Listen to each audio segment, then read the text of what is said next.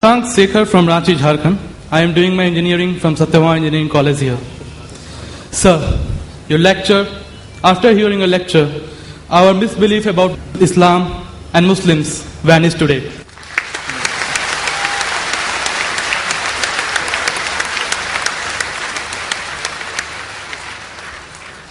Sir, I have been to Jammu and Kashmir and have seen the trauma and pain that the people are suffering there because of the so-called jihad of some Muslims.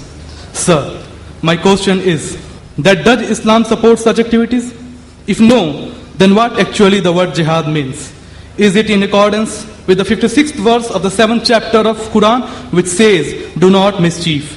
Or the 40th verse of 42nd chapter which says, forgiveness is better than retaliation? Or the 32nd verse of the 5th chapter which states, if anyone killed a person, he kills the mankind. Sir, I have one more question in the same context. And it is, that does Islam teaches to give priority to the religion, that is dharma or mazhab, before the country or motherland, that is matribhumi or Qaum? Thanks a lot. The brother asked you very good questions. The first question is regarding concept of jihad. He says that why are people fighting? He's been to Kashmir. About jihad, does Islam encourage this fighting? What is the meaning of jihad? Does it not disagree with the quotations he gave of Surah Ma'idah chapter 5 verse 32? Brother, as far as the word jihad is concerned, there's a misconception not only amongst the non-Muslims, but even among the Muslims. What most of the people think, that any war fought by any Muslim for any reason, whether it be for his personal gain, whether it be for politics, whether it be for language, whether it be for color, it is called as jihad. Jihad does not mean any war fought by any Muslim. Jihad comes from the Arabic word jahada, which means to strive, which means to struggle. Like how we have jidd jahad. So jihad basically means to strive, to struggle. And in the Islamic context, it means to strive against one's own evil inclination. It also means to strive to make the society better. It even includes to strive in the battlefield to fight in self-defense. Jihad also means to fight against oppression and tyranny. Jihad basically means to strive or struggle. Many people have misconception that jihad means holy war. And many people translate jihad as holy war.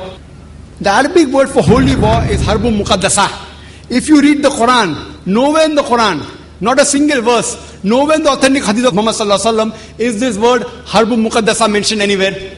There's no harbun muqaddasa at all.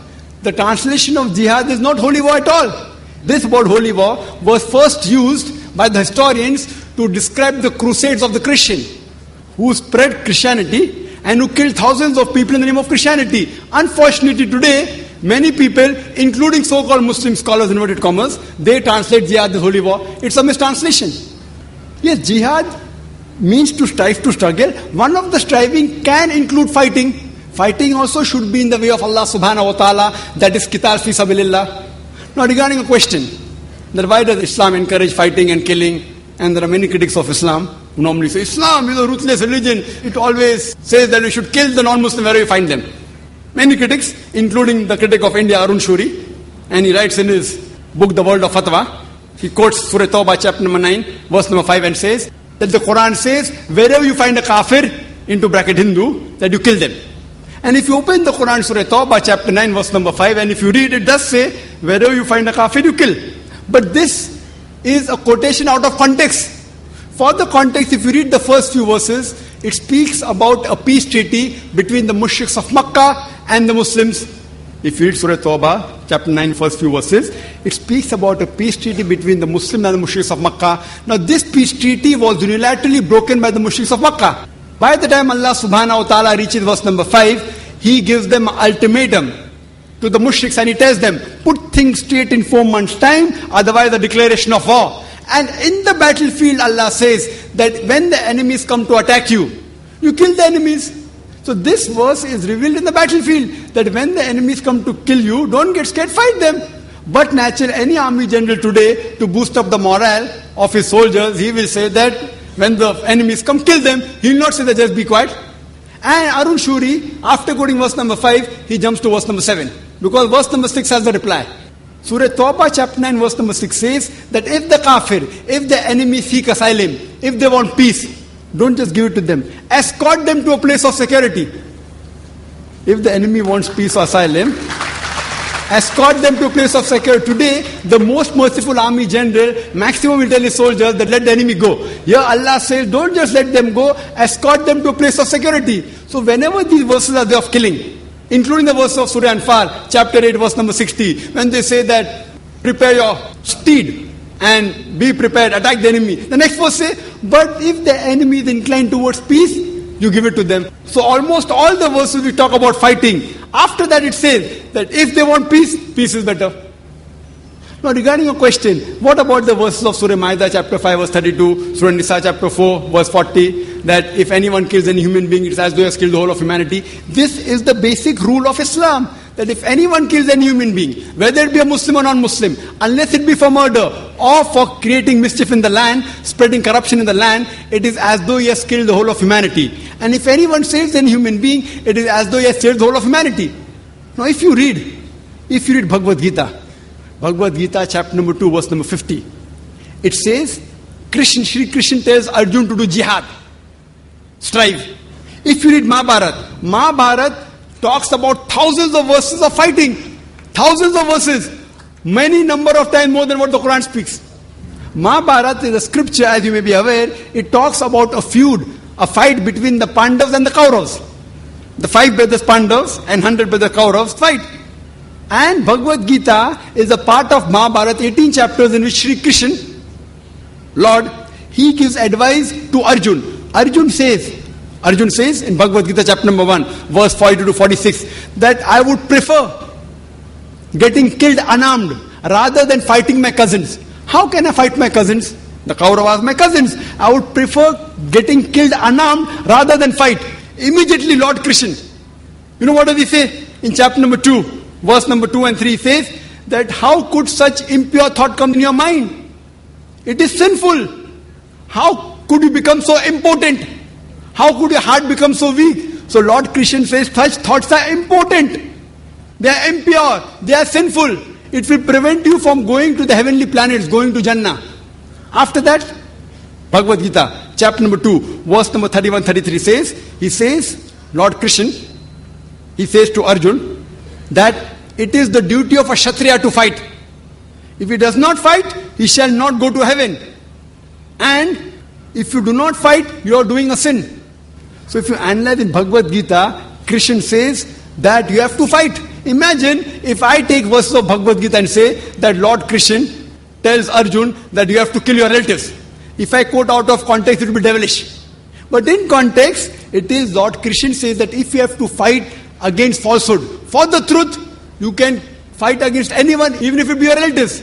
So now in context, it makes sense that if you have to fight for justice, even if it be against your relatives, there's no problem. So that is the message of Bhagavad Gita and Mahabharata, fighting truth against falsehood.